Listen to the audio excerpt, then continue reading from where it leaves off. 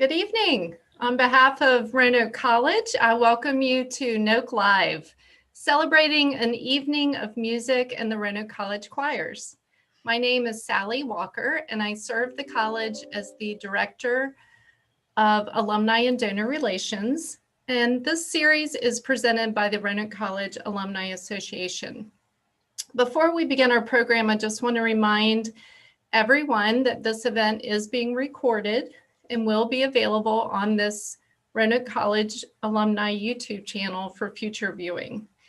Please use the YouTube chat feature to provide comments and ask questions of our presenter this evening, and you can use that with the YouTube chat feature. So joining me this evening is Dr. Jeffrey Sanborg.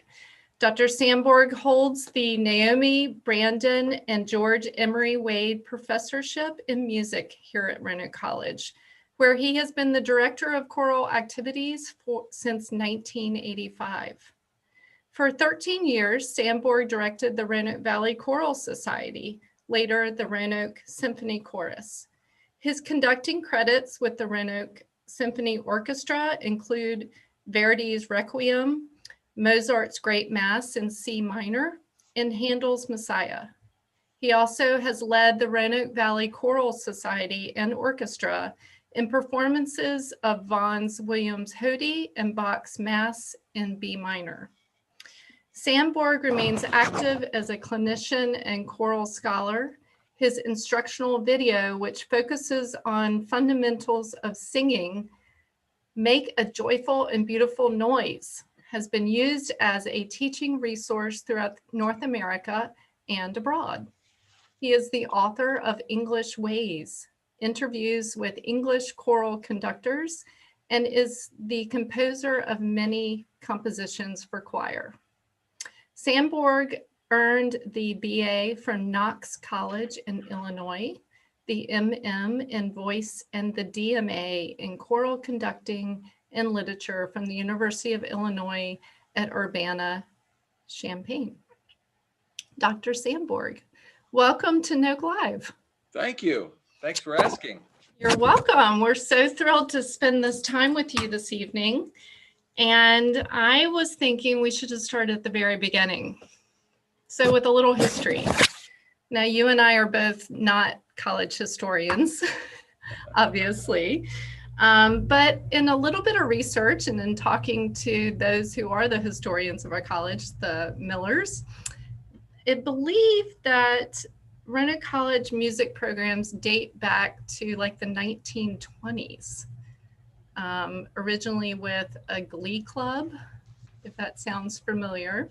If I may, here's a poster I put up in 1985. This is the Glee Club in 1917. You can see that. There it is, up there at the top. Fantastic, yes. So, and then the other, yeah. So they're very close. That's my conclusion too. Is when we got started here. Yeah, I have a little. If I'm sharing my screen, if you can see it, Dr. Sanborg.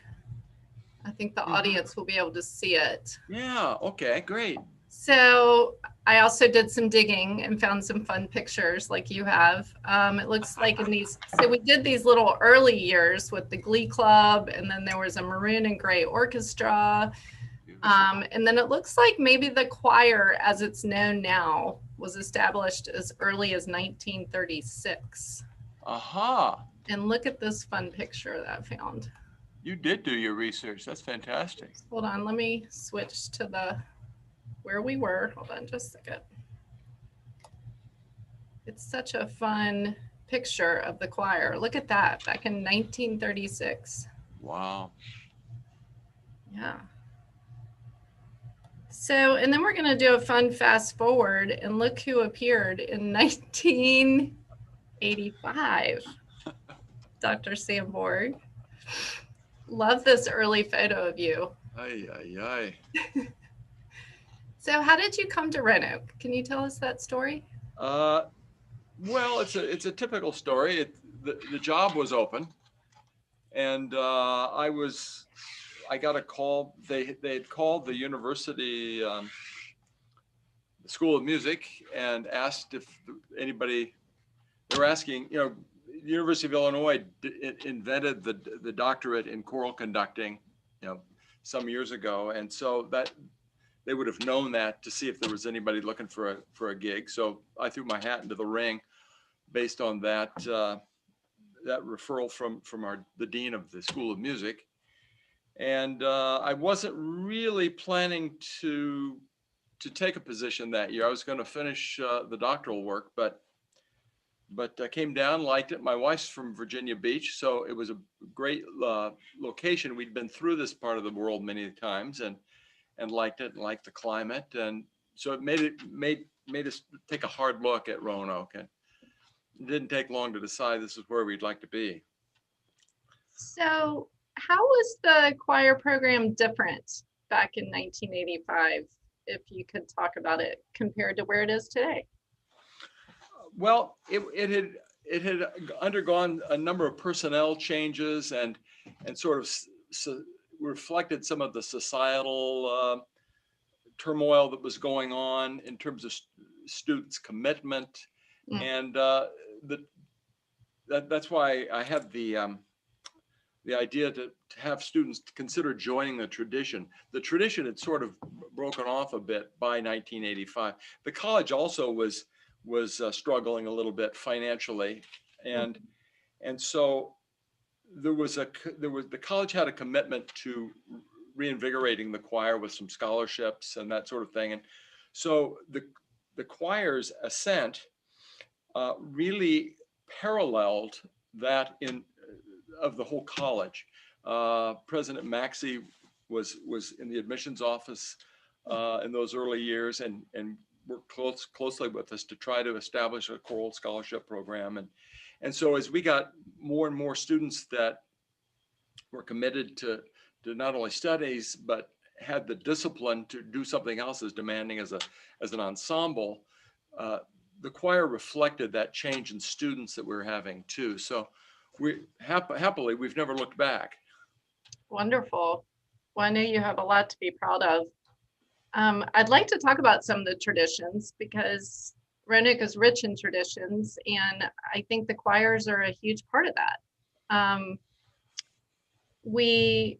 I've seen you teach hundreds of freshmen every year, the alma mater, which was composed by one of your predecessors, I believe, Dr. Frank Williams in 1960. Yep. What is that experience like to help these incoming freshmen become, one of their very first traditions is to learn the alma mater from you? Right. Well, I hope I'm teaching some of them.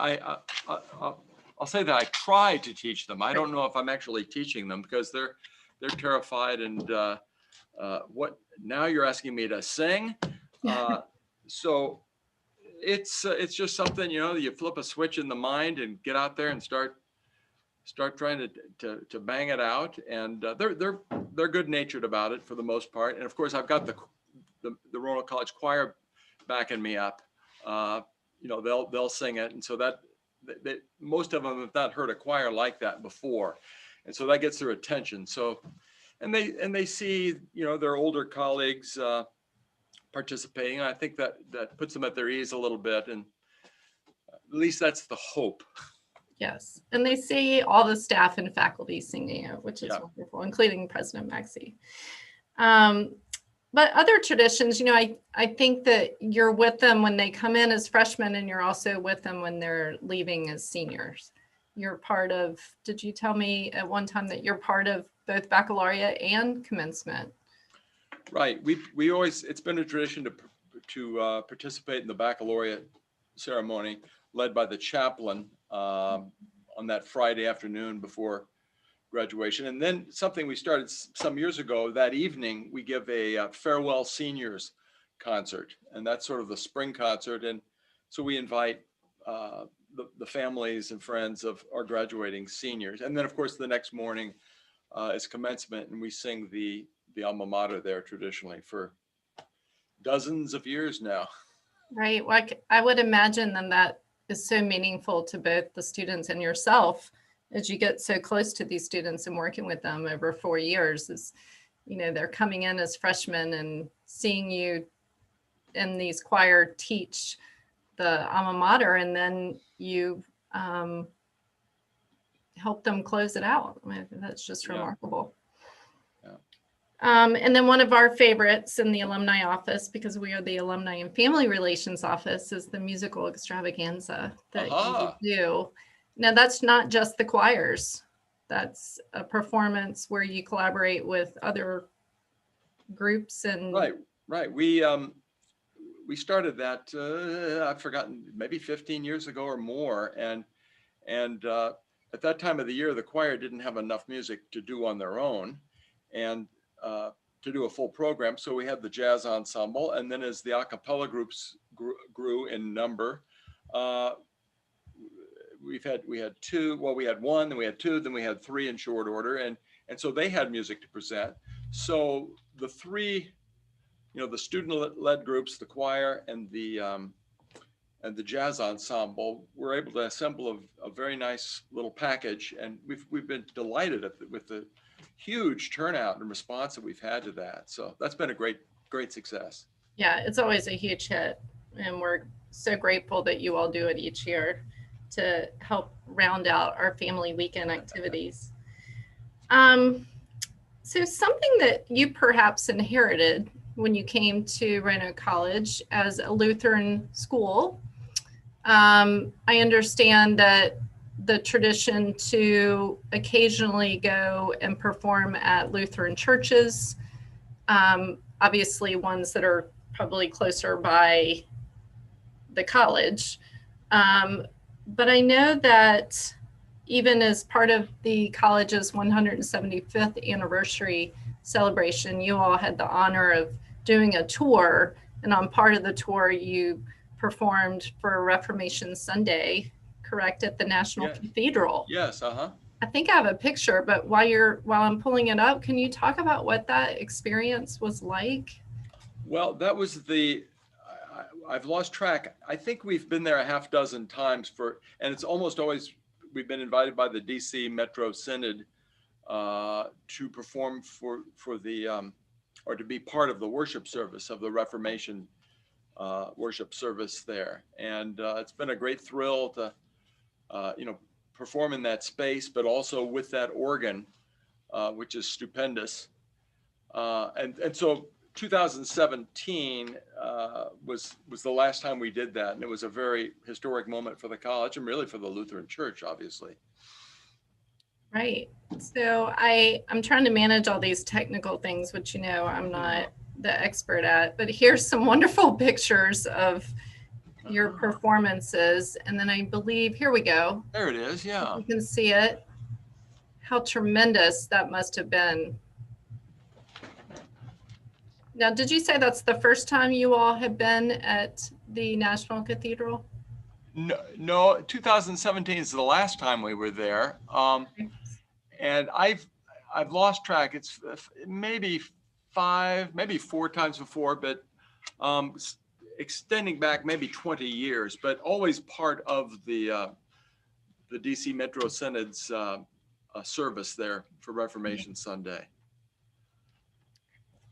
And then I know another tradition is to do the lessons and carols. And gosh, you look at this picture and it looks just as amazing as the National Cathedral, where you've done this tradition to present lessons and carols every year at the Roanoke Catholic Church in downtown Roanoke. How many years have you all been doing this?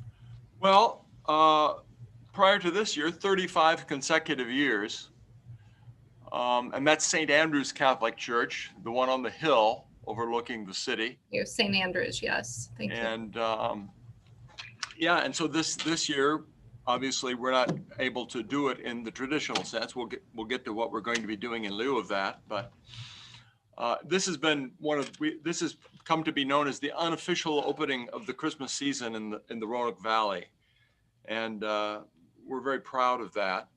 We draw hundreds and hundreds of people, 2 services. We could probably do 3, or even do it over a couple of weekends. But anyway, it's the first service is always standing room only, and it's very gratifying to the kids because our freshmen have, just haven't experienced this with the choir until this moment, and I think it's really inspiring to all the young people. It intensifies their singing. I can always tell. Oh, I bet. How inspirational. My parents told me, who are both Renault grads, told me that they attend every year, which I was not aware of. Great. Thank them for us. I will. So I wanted to play a piece. And I don't know if it's part of a tradition or not. I know that you mentioned President Maxey, and knowing him from the day you all came around the same time. Yeah, he came just a few months before I did. Right. And so you've known each other for so long. Yes. Can you tell us about how it came about for you to write a song for his inauguration when he was selected as our 11th president? Well, and then we'll play it. I don't know that I remember that it was an important event, and I did know him and was thrilled that he was going to be our next president. And I think the idea just popped into my head to write something. It's a Latin text. This is the day the Lord hath made, Haec Dies. But as you know, Luther liked to have the English text there too, or the vernacular. So it's the Latin text, then followed by the English translation of that with different music. And if this is were you going to play a little of that? Did you say? Yeah, I was thinking we would. So I'm going to try to reshare my screen. Yeah, the recording of that is actually it was an informal recording we made at Notre Dame Cathedral in Paris. I think in 2008. That's why we're in street clothes. We have a few members of my church choir who joined us on that trip. And it's a really, that was a thrilling experience as well. They even let my wife, who was accompanying us that year, play the organ that was in the chancel there. So wonderful. Well, I am waiting. Whoop. Okay. I know you can hear it, so hold on just a second. I'm going to try to reshare my screen. Hold on just 1 second. We look like tourists. I mean, it was an informal recording, but they were feeling generous that day. So. Okay, we're going to try this one more time. There we are. Okay, I'm going to try to make it bigger. So we just have this little delay for a second. Okay, I think we're ready. I'm going to try to play it, and you give me a thumbs up, Dr. Sanborg, if you can see it and hear it. I can see it.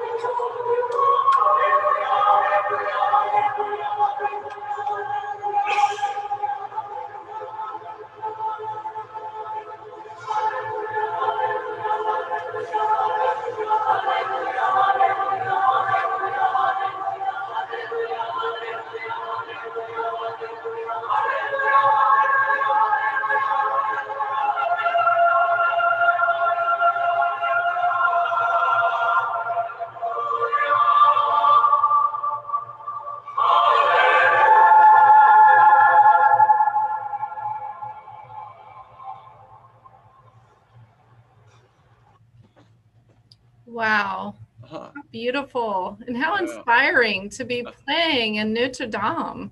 Yeah. It was a thrill for the kids.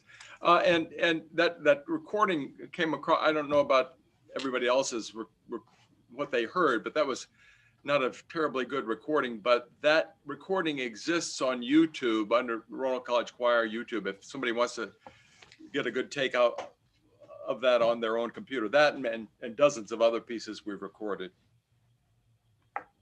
So I think then we need to move and talk about, you've had many European tours, it seems.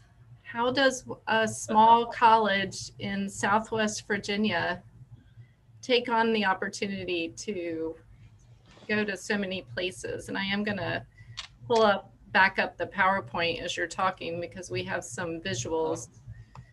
But talk about, is that something that started with you? Well, I think it started, it must have started, pardon me, it must have started with me here. I don't recall hearing about it with any of my predecessors, and it more than 10 years in the early 70s or so, it was pretty unusual for a choir to do that. I mean, professionals would do it, or big universities, conservatories might do it, but it was unusual then. So yeah, there we are in 2008. This is one of 4 trips to Normandy we've made. Most recently for the 75th anniversary of D-Day last year, which seems like 20 years ago with everything that's gone on. And I regard this, the high point of everything I've been able to do at Roanoke College. This is the top, in my experience, is taking these young people to such an important historical location and letting them see those crosses and realize that the people under those crosses are their age, and just to see the spaces they've read about, seen on the History Channel, Private Ryan. There they are, and they'll never forget that. I think that's the famous Pointe du Hoc in the very back, back there, overlooking Utah Beach. This, as a quick sidebar, I don't know if we're going to be doing memories. Some of our participants here might want to weigh in, but this was a famous tour in that about 75% of the choir got deathly sick with food poisoning, and really bad. We had to cancel a concert. We were just flat on our backs for at least 48 hours. And I was weak as a kitten all the way home. And the second largest newspaper in France had us on the front page. 30 American students intoxicated, poisoned. That's not what you wanted to be on the front page for, is it? Yeah. So, and it had pictures of us getting off the bus, with our tongues hanging out and on our way to hospitals and whatnot. And anyway, this is the most this is every choir director, well, any group leader's nightmare is to and I always remember these are other people's children, and it was really scary. And I was my wife and I both were very, very sick. Oh, that just as well. So it was a tough one. I bet. So the next slide I have are pictures of Brazil. So when you do these tours, obviously you're taking them to some amazing historical landmarks and then performing in like local churches or cathedrals, things like that, or yeah, all historical? Sure. There are companies that specialize in putting together these kind of trips for choirs, but bands and orchestras, and they charge a fee for this, but it's a very competitive field, so they have the contacts, and directors will tell them, well, I'd like to go here, we want this kind of thing, we need a day off there, and they put the thing together. So this Cristo Redentor, the famous statue overlooking Rio de Janeiro, we work that into our schedule. So all these things are decided in advance, and then the company sets them up. We had this is a memorable trip to. We got off the plane. You know, we took our Christmas program down there before Christmas. It was right after finals. Oh, how lovely! And it was literally 110 degrees there. We got off, and the kids were just soaked. Even in the performance, it was the hottest concert ever. I bet it takes a while for your body to adjust, and then to perform on top of it must have been really challenging. Oh yeah. Okay, so now we have pictures of Germany. Yeah, where is that? So this is Germany, and I think maybe some of these are obviously the top middle that's Dachau. I think the one on the upper left is we're going up to that Neuschwanstein castle, the one that looks like the Disneyland castle. Right. The others are assorted. I don't know. The middle bottom might be Prague. Oh, okay. In Czech Republic. Yeah, but that we did Germany, Austria, Czech Republic, and Italy on that trip. Wonderful. What a wonderful opportunity to expose the students to not only performing in a different place and where people are hearing you in a foreign language, which has its unique experience, I'm sure, but to also get to see history and experience other cultures. And then we have Ireland. Oh, yeah. Lovely. Absolutely, yeah. So on total, how many tours have you all done? Well, we've done 7 to Europe and 1 to Brazil. I guess 11 countries altogether. Do you have any on your bucket list for the future? Well, we did, but you know, COVID came along, and well, once we get past COVID, what's on your bucket list? Yeah, we're you know, I'm trying to go with you now, right? Well, we may take you up on that. Yeah, we did a survey. We had it narrowed down to the kids like Spain and Italy, which would be nice. I'd like to get them up to the Nordic countries, but it's very expensive there. The choral standard up there is extremely high, so it'd be a challenge. It'd be terrifying for me, but the kids would be stimulated by that. So we'll see. Right, sounds wonderful. I might have one more in me. I'll put it that way. They must be exhausting. I'm sure you do age just a little bit extra. So I think it would be fun to play a couple pieces. And so I'm going to show my technical challenges again. But while I'm pulling it up, let's talk about Oriana, because that's who I think we'll try to have perform first for us. Oh, great.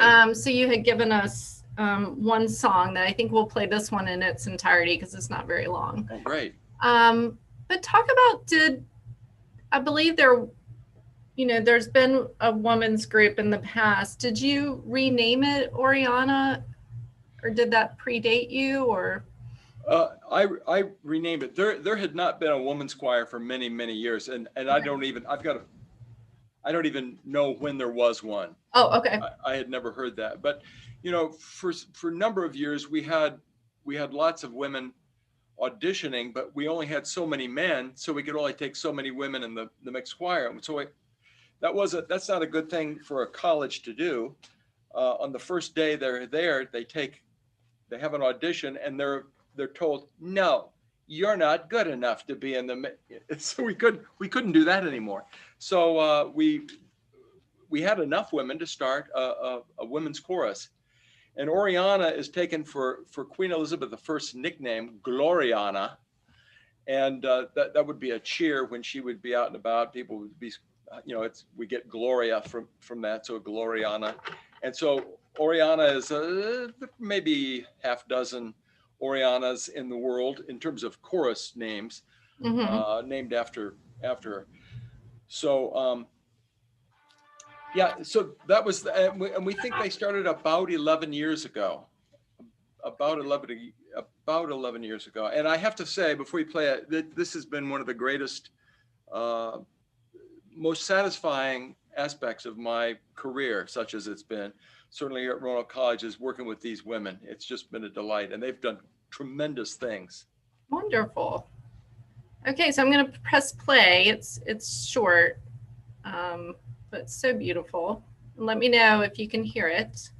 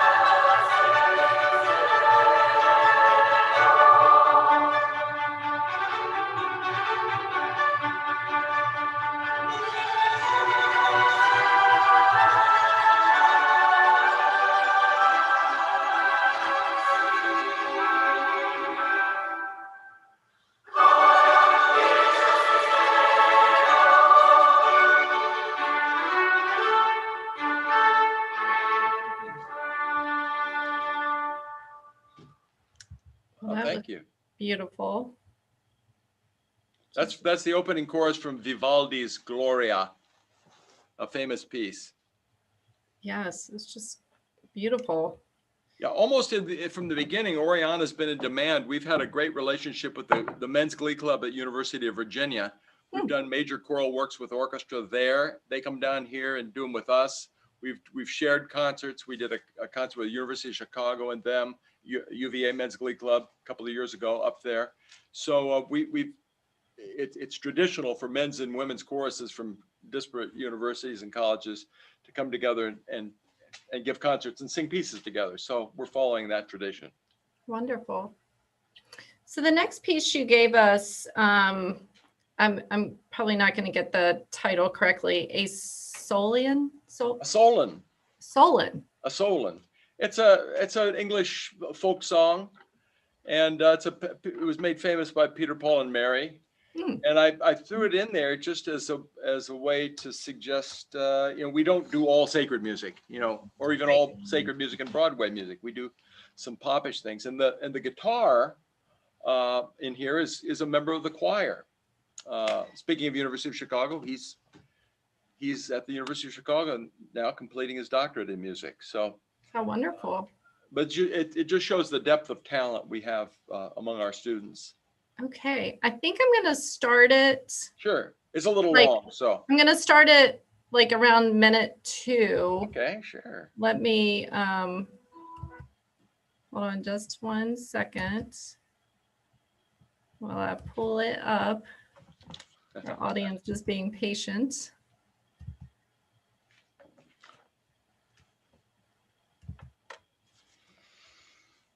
It really is fun.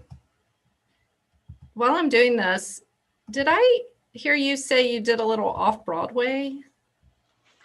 Well, we do this, again, this is a tradition. It's been 15 years or so.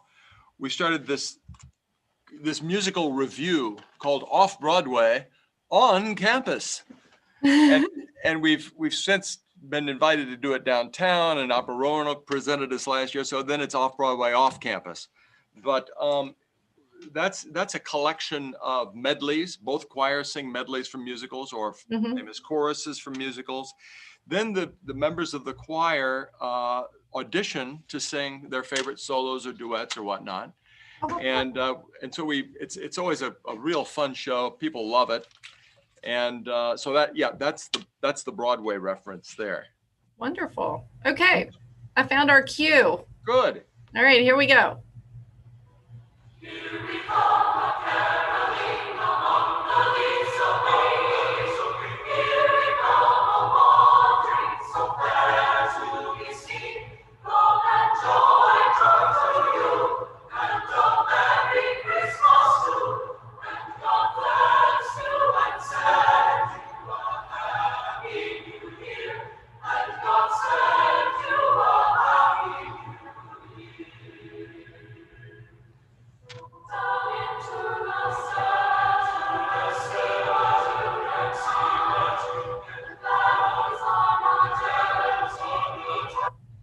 Could you hear it? I couldn't hear the guitar, but Okay. It's an arrangement. It's got several verses, so each verse is treated a little differently. So that's, You want me to keep playing? Why don't we keep playing a little bit? sure, go ahead. Sure. Plus, it's holidays. Yeah.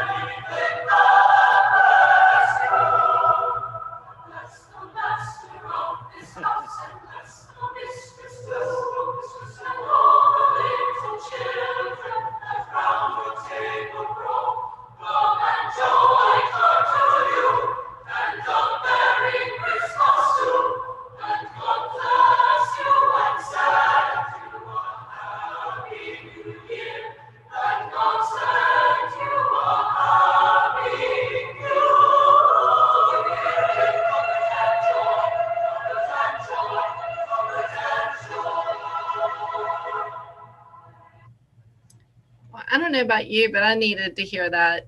Oh, well, Let's thank get you. me in the holiday spirit. I think I needed that with all this, what's going on in the world. Yeah, good. Gosh, that was beautiful. Thank you.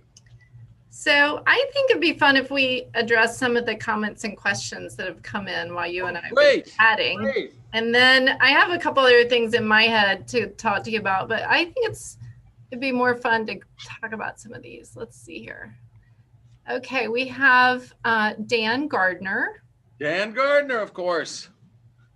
Dan says, a few of the Looking for an Echo crew is on here to support you tonight. What is your fondest Looking for an Echo memory from its early days? I remember, all right, this popped into mind. There are probably many things. We were on tour with the guys up in, we were in Vienna, Virginia, and we were in a hotel, and I was reminding the fellas that we had to keep things down because a lot of business travelers and keep it quiet. You know, this is talking to a bunch of college guys, right? That I knew how that was going to work. So sure enough, they were quiet, and then I heard some noise, and there was a room right below us, and we went downstairs. They'd taken all the beds off the mattresses off the frames, you know, because they weren't going to be in this. They're too big to be in the beds together. They'd covered all the floors. They were making a racket, and I said, "Guys, what are you doing?" And Clark, if you're in, you'll remember this. I was blessing them out, and he said, "Dr. Sanborg, do you have any lotion?" So that's what it's like traveling. That's my first and one of my fond memories. That's awesome. Well, as the mother of an 8-year-old son, I get it. You get those, you're like, what moments? I bet you'll have some other fond Looking for an Echo thoughts come in your mind as we're talking. Feel free to share. So the next question, now at our ages, you got to love the questions to start with. Do you remember? Okay, so this question says, do you remember the women's choir in 2004 or 2005? You directed the group after another conductor had left. We did a Christmas concert in the chapel. Yes. So did you have to wing it? No. You were able to. Yeah, I do. That was kind of the that was a different iteration of Oriana. That was just the Women's Glee Club, we called it then. It was still getting its footing.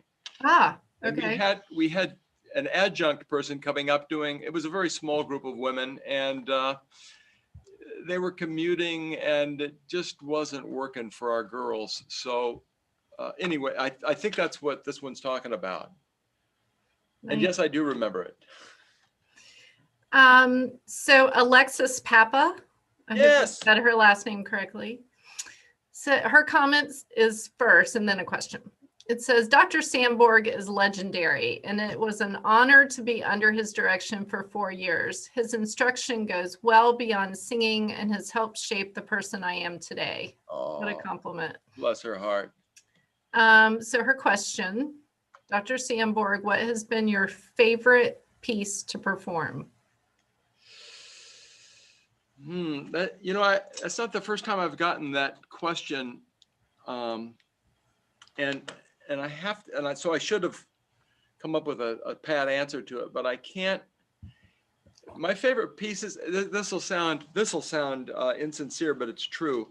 That my favorite pieces are the things I'm working on right now, with the people I'm working with at that time. Right? I mean, every group is different. Their personalities, their voices. There's just something about it. You could do the same piece 20 different times. It'd sound and work 20 different ways. And so that's the thing I remember. That's the thing I love about the process. And so, I have hundreds of favorite choral pieces, from the Middle Ages through African and Chinese music, but I have to give that some more thought. But the biggest piece two big pieces I've conducted that were monumental for me, really stretched me, were Bach's B minor Mass and with orchestra, and Verdi's Requiem with orchestra, with the Roanoke Symphony Orchestra. And so those are memorable, but I can't say either one was a favorite. They're favorites among my among my repertoire, if you will. So how do those partnerships and collaborations come together for you? I know that our symphony and our opera Renault have such an amazing reputation that goes beyond the Renault Valley. And how has that evolved to be able to collaborate with them? Yeah, our symphony collaborations go all the way back to Victoria Bond when she first came here in, I think, 86 maybe. Okay. And we started doing things regularly with her. I was the chorus master for 14 years with the Roarick Symphony Chorus. Then David Wiley came, and we've done many things. Beethoven Ninth, I think 3 different times with him. Oh. So large scale. We in the choral business we call these major works, right? The pieces that are 30 minutes plus with orchestra and chorus. And then we've just a year ago this past September, we sang our first complete opera in concert version at the Jefferson Center with Stephen White, who's the director of Opera Roanoke, but he conducts all over the country, all over the world. He's on the roster at the Metropolitan Opera.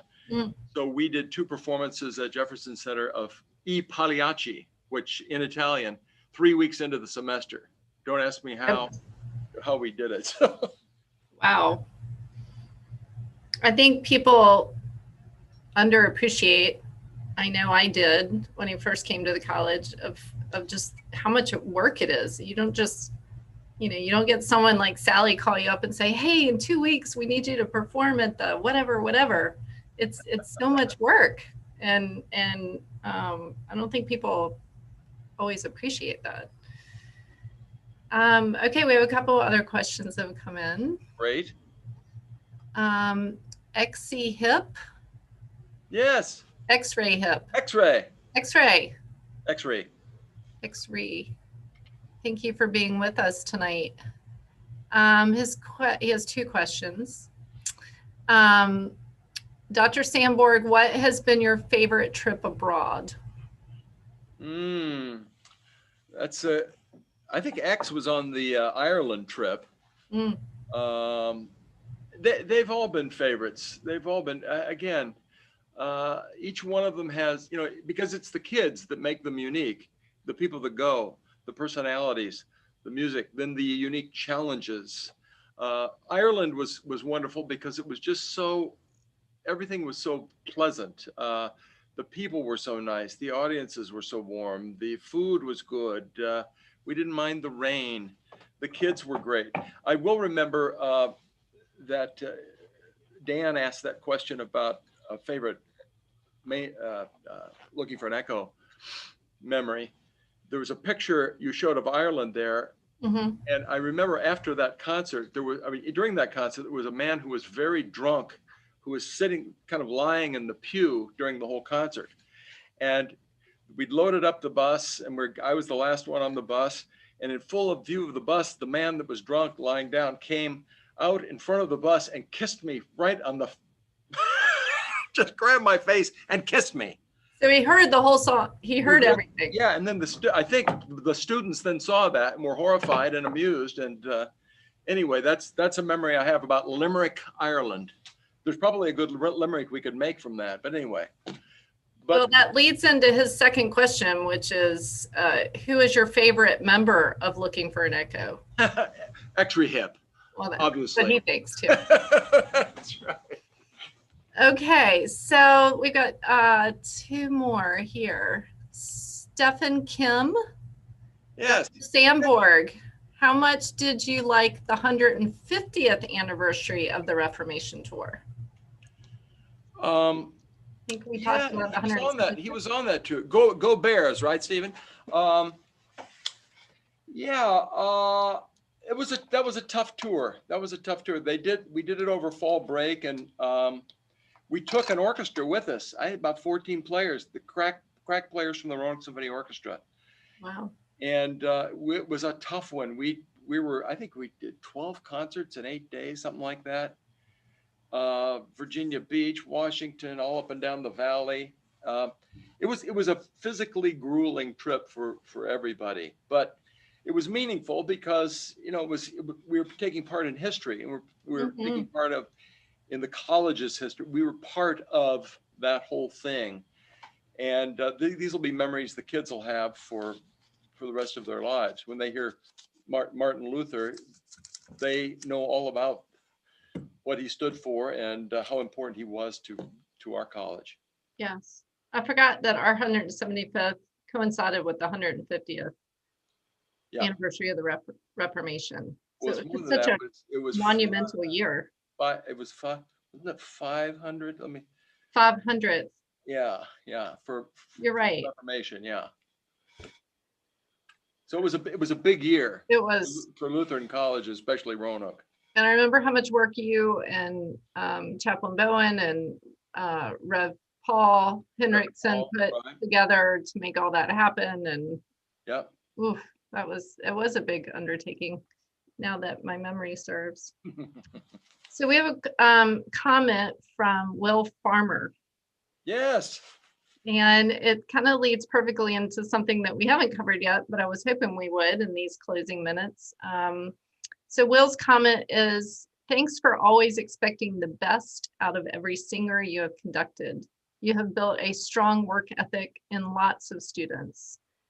And then he says, tell us more about how you remember Gunnar Eriksson.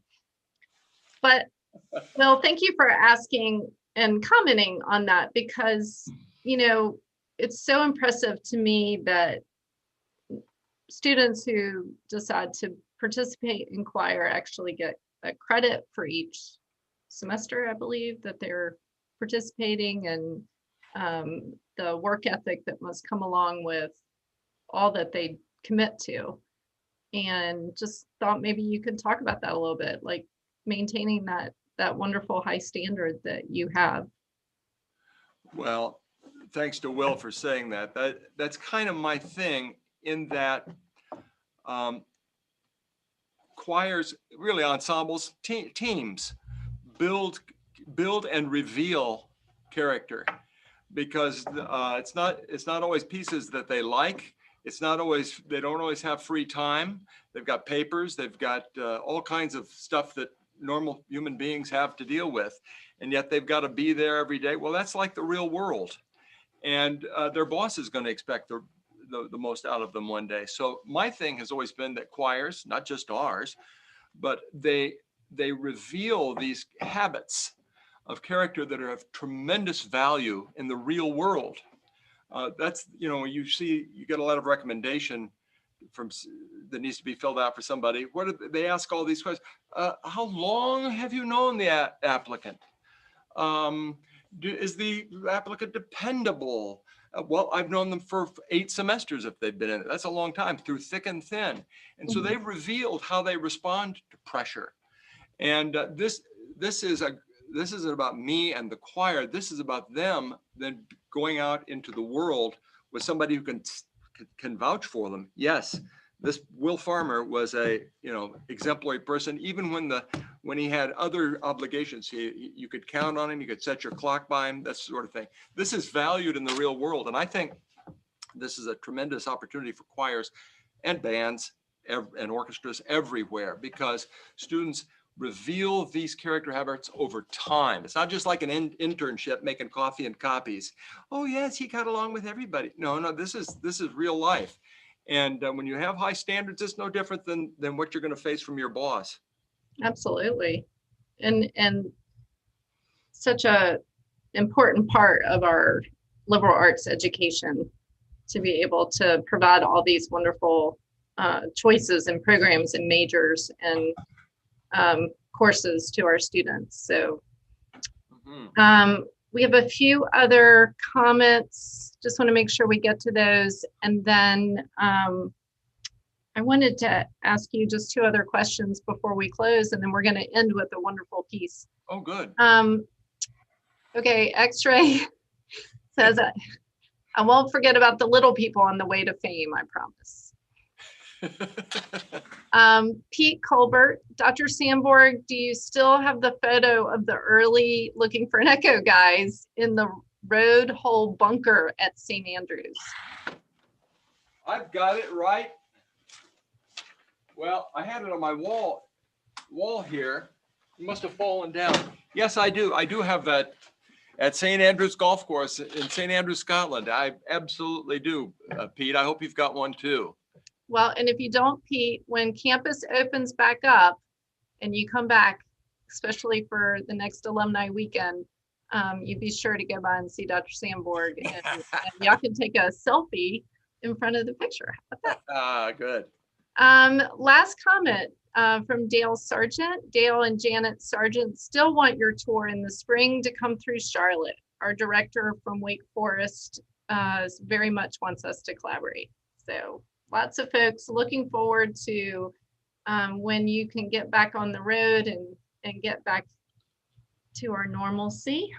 Oh, great. I know, myself included. So thanks, Dale. I have a note here about an American Prize competition. Right. Several years ago, I'm not sure this group popped up. I don't know how long they've been around, but they had this competition based on recordings, and there was a division for orchestras, bands, and choirs, college and university, and we had a lot of recordings. We've made 16 recordings, and from that we were able to assemble a nice variety of, stylistic, from the Renaissance to yesterday, and by golly, we were in the top 11. Wow. I don't know if there were 1,100 or 11 applicants, but I wasn't. On the one hand, I was shocked because there were some other pretty high-powered schools in there. But on the other hand, with these recordings, and we've got a bunch of them on YouTube for both choirs, our Oriana Singers and the Renault College Choir. We sing at our best. We sing to a national standard. And people, and this isn't just my opinion, people tell me this as well. So all that to say, I wasn't totally surprised that we were competitive in this competition. Wonderful. Well, I know that we talked about lessons and carols earlier, and I wanted just to hear from you. The world has looked different for all of us, and I know that, we're all wearing masks, and you just took a unique opportunity. Can you tell me about that? Because I think that we will be able to share that with folks very soon. Yeah, thank you. And thanks for being part of giving us that opportunity, Sally. We realized, everybody's gone through these same kinds of thought processes, right? Everything's a dead end, or you got to plan 10 different contingencies, and you don't know how things are going to work. So we found out, late in the summer, that the kids wouldn't be coming back for 3 weeks, and even then we didn't know if that was going to be the case. So what do? We couldn't meet together as a choir because of distancing, and more distancing for singers, and that those sorts of challenges. So when everybody got back, we were going to do a virtual choir. We spent the first 3 weeks of this semester doing non-vocal things, diction, choral history, things like that, kind of marking time. Then we picked out several pieces that once they came back, they could learn quickly and then sing to a standard. Then we had to find a place to sing. We had to find a time that the kids could all be there, which was an enormous challenge, but beautifully it worked out. We were able to get into St. Andrews. We recorded 6 sacred Christmas things. They're not heavy duty difficult, but they're beautiful and attractive. And then 1 light one. Then we were creating a link to a collection of those things interspersed with old recordings. Okay. And I hope our recordings are better than the ones that we're able to pop through tonight in terms of the fidelity. But we probably got 8, 9 of those from previous years. And then Chaplain Bowen is going to be reading some lessons to go with our carols. So it's going to be a truncated lessons and carols with a link that there will be no congregational singing. There's not going to be any organ music, but it will be a version of what we usually do for lessons and carols all these years. Well, what a gift to all of us to be able to watch that. And everyone look for an email that'll be coming out in the next week or so, kind of debuting this video and of the lessons and carols. So we're just so fortunate that you all were able to pull that together. The last question is from Pete, and Pete Colbert. When can we expect to see Renault College Choir CDs on Spotify? I don't know the Spotify, but coincidentally, Like Pandora. I don't know. We don't have Pandora. We do have multiple CDs that people could get, but I think so. Spotify is like Apple Music, or if you subscribe to it and you can play songs, right? So I could download a whole CD or an album of my favorite artist. Well, coincidentally, somebody from PR actually sent me a note today about new initiatives for music ensembles, and he did mention Spotify for our recording. So, Pete, great minds think alike, and so do yours. So stay tuned, Pete, and others will. We're working through all the technology, aren't we? Yeah. But that's a good idea, Pete. Thank you. Great. Well, Dr. Sanborg, this has just been such a pleasure to spend this hour with you. And I want to thank you for being a part of it. And I want to thank everyone who joined us this evening. This was the last NOKELive event of 2020. Please look for events to start again in the new year in 2021. You can always find information on the renaultcollege.edu/alumni webpage, or the Renault College main page, which lists all the events, virtual and on campus. And as we close, we are going to play the audio of Alleluia for Messiah, for everyone to be able to enjoy as we close the evening. So on behalf of Renault College and the Alumni Association, I wish everyone a wonderful holiday and a safe and happy new year. Thanks, everybody.